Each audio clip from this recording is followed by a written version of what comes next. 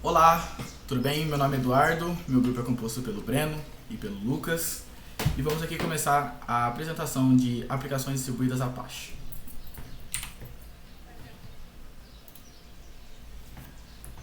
Primeiramente vou falar um pouco sobre a Apache como uma empresa, né? A Apache Software Foundation, que é a abreviação dela ASF, é uma organização sem fins lucrativos criada para suportar projetos de código aberto, principalmente os Apache, incluindo servidores web, Apache HTTP Server, que é atualmente o projeto deles de maior sucesso.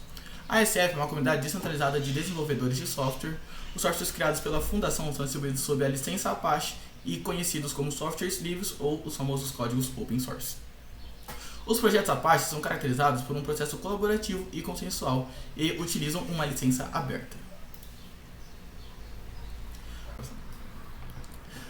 Falando um pouco agora sobre o Apache HTTP Server, o Apache HTTP Server é um servidor web de código aberto e um dos maiores e um dos mais populares do mundo. Ele é amplamente utilizado para hospedar sites e servir páginas web. Ele é um dos mais antigos e confiáveis servidores da internet e sua primeira versão foi lançada em 1995. Agora eu trouxe alguns dados relevantes para essa apresentação.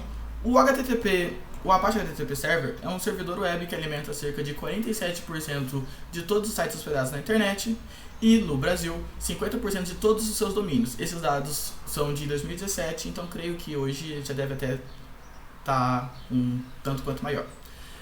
Ele é um servidor do tipo HTTPD, compatível com o protocolo HTTP, versão 1.1, e falando sobre um pouco o que é o HTTPD. É um programa de software que geralmente é executado em segundo plano, como um processo, e desempenha o papel de um servidor em um modelo de cliente-servidor. Agora falando de outros projetos da Apache, temos o Hadoop, que é o framework de código aberto para processamentos distribuídos de grandes conjuntos de dados, que tem como propósito, ele lida com dados em clusters, permitindo processamento escalável e confiável, e tem as principais características como distribuição de dados e tarefas em clusters para paralelismo eficiente, e componente como HDFS para armazenamento distribuído e MapReduce para processamento. HDFS, que está aqui, é basicamente uma comunicação interna do framework para a memória, então é relacionado ao armazenamento do framework em si. Temos o Tomcat Apache, que tem como definição, ele é um servidor de aplicação web de código aberto para Java Servlet e Java Server Pages e tecnologias relacionadas. O Java Servlet, ele é basicamente uma biblioteca do Java para servidores, que aí tem bastante comandos, bastantes funções já prontas para fazer requisições e utilidades para servidores. E o Java Server Pages é basicamente para o desenvolvimento web.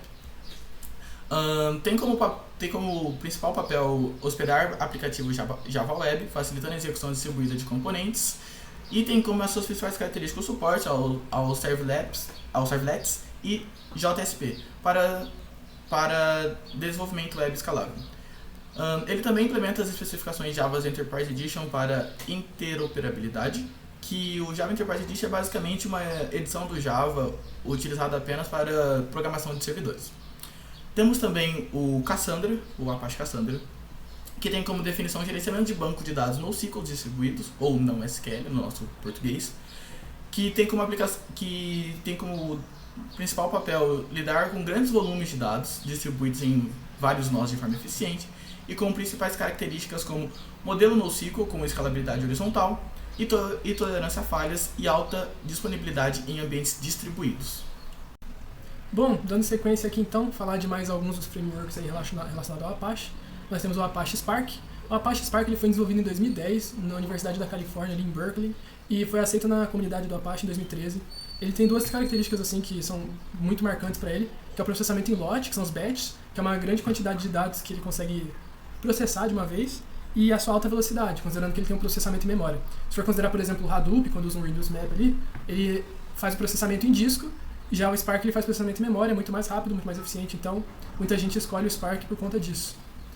Vale deixar claro aqui que o plano de execução dele é estático, ou seja, ele pega um grande pacote ali para estar fazendo processamento, Inclusive, é importante citar, o Spark funciona como processamento de dados em cluster, utilizando clusterização. Então ele pega ali um pacote de dados e enquanto ele está fazendo o processamento em si, ele é estático, ou seja, ele não consegue receber mais dados até ele terminar ali, terminou, já pode receber mais.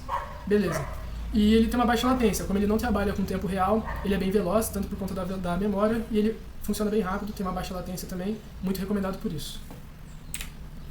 Falando agora um pouco do Apache Flink, ele foi desenvolvido em 2009 em Berlim, na Alemanha, e entrou para a comunidade do Apache em 2014. Ele é bem próximo ao Spark, só que ele também realiza o processamento em cluster de dados, porém ele faz em processamento em tempo real. Ou seja, ao mesmo tempo que as coisas estão sendo processadas, os dados estão seguindo ali para onde eles têm que seguir, dentro dos fluxos, ele consegue receber mais dados simultaneamente. Ele trabalha com eventos, ou seja, tem as mensagens com os tempos e as informações, e a sua estrutura é muito flexível, você consegue utilizar ele em diversas linguagens, então ele chega a ser um pouco atrativo para os desenvolvedores por conta disso, você não precisa saber algo específico. Então Python, Java, SQL, você consegue desenvolver aplicações com o Apache Flink. Aqui para mostrar um pouco dessa questão do fluxo de dados, eu peguei essa imagem. Então, por exemplo, utilizando o Apache Flink você consegue encaminhar dados, reparticionar e rebalancear fluxos. Aqui temos fluxos em paralelo operando, né? Vou colocar uma aqui, ó. Fluxo em paralelo. Você consegue fazer várias coisas, consegue transmitir por todo um cluster alguma informação, juntar fluxos, como aqui acontece.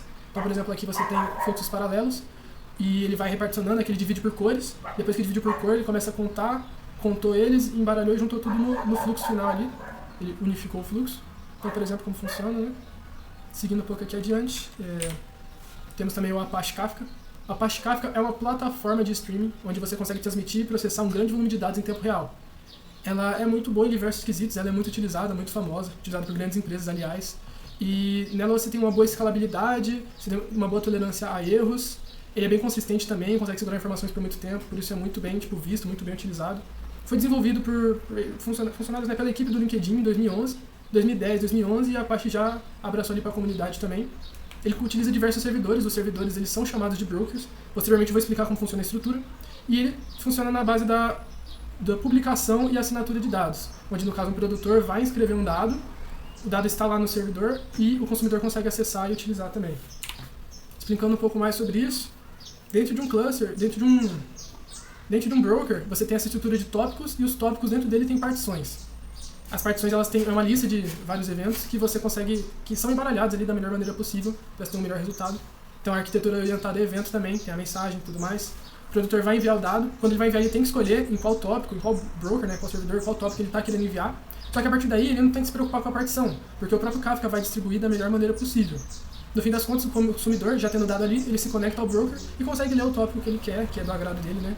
E assim realiza todo o processo. Falando um pouco sobre a partição aqui, nós temos, por exemplo, aqui uma fila com os dados, e essa fila ela contém um índice, ela tem um offset ali. Então, caso o consumidor esteja acessando o dado e teve alguma perca, teve algum problema, você consegue restaurar do ponto que você partiu porque ele tem um índice salvo. Então você não tem que recomeçar o processo ali. Isso é algo muito bom que acontece no Kafka. Além disso, as leituras são paralelas e simultâneas, então consumidores conseguem ler simultaneamente várias partições, sabe? Não tem essa questão de espera ali, que muitas vezes pode ser um problema, dependendo da sua aplicação. E, bom, aqui tem algumas APIs de controle, Producer e Consumer, é o produtor lá para inserir o dado, o consumidor para estar recebendo a informação, Streams e Connector, que é mais na questão de, o dado em tempo real que está sendo transmitido, às vezes você quer reutilizar algum tópico ali que já está terminando de ser usado, consegue fazer várias implementações relacionadas a isso, e o Admin, que foi feito também posteriormente, que é para você ter um pouco mais de controle da partição ali, da questão dentro do tópico. Porque quando o consumidor ele insere, ele publica, ele não tem que se preocupar com aquilo, o próprio Kafka faz. Então com esse Admin, agora ele consegue. Porém, antigamente não tinha esse API do admin, então o que era utilizado? Era utilizado o Apache Zookeeper. Com o Apache Zookeeper você tinha esse acesso de administrador, então a questão das partições você conseguia entender melhor do tópico, das partições, qual que estava interligando com qual, realizar funções de administrador mesmo, adicionar, remover, reestruturar, definir uma das partições, um dos tópicos para ser um líder ali e estar visualizando os outros tópicos. Então ele foi muito bom para fazer esse gerenciamento do sistema distribuído. Ele pode ser utilizado em outros sistemas também, mas eu peguei para focar bastante aqui no Kafka, que foi o que eu acabei de apresentar. Então é meio que isso, ele ajuda a visualizar os tópicos, coisas que apenas com Kafka não era possível, porque você só conseguia publicar ali a informação. Porém, com essa API de admin e com outros desenvolvimentos do Kafka, o próprio Kafka conseguiu essa questão de gerenciamento. Então, aos poucos o Zookeeper foi ficando sem sentido na aplicação junto com o Kafka. Então na versão 2.8 ele entrou em depreciação e a partir da versão 4 ele foi descontinuado. E no caso, por que ele foi descontinuado? Não foi nem pelo que ele fazia, mas sim pelo que ele era. Por quê? Porque, ele cumpria tudo o que ele prometia, ele era ali um framework bom para se integrar junto com o Kafka, porém, É um sistema externo. O que ele é? Ele é um sistema externo. Então, a partir do momento que você consegue realizar todas essas operações dentro do próprio Kafka, ou seja, se tornar autossuficiente ali, o Kafka, então você não tem, tipo, é mais vantajoso você não utilizar mais o Zookeeper. Porque, né, utilizando o Zookeeper você precisa de alguns processos a mais, por exemplo, você precisa ali ter um tempinho a mais por conta disso, e com o Kafka agora somente não tem mais. Aqui, como pode ver na imagem também, por exemplo, antes o Zookeeper falava com um tópico líder, que falava com os outros, e agora os tópicos conseguem falar diretamente uns com os outros ali no controle.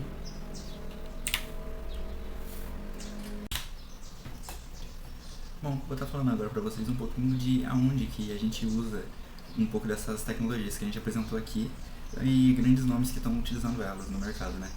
Bom, elas são bastante utilizadas na questão de machine learning e também de edge computing, porque é muito bom estar tendo esse processamento distribuído mais voltado nas bordas ali, né? Um pouco disso eu vou falar depois.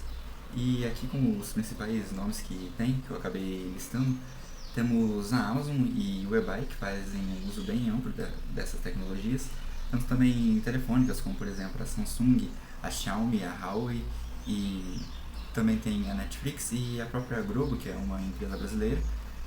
E assim como o Breno havia dito antes, embora o Zookeeper ele tenha sido descontinuado, ele era utilizado em outras tecnologias também, como no Hadoop MapReduce, no caso em outras tecnologias da própria Apache.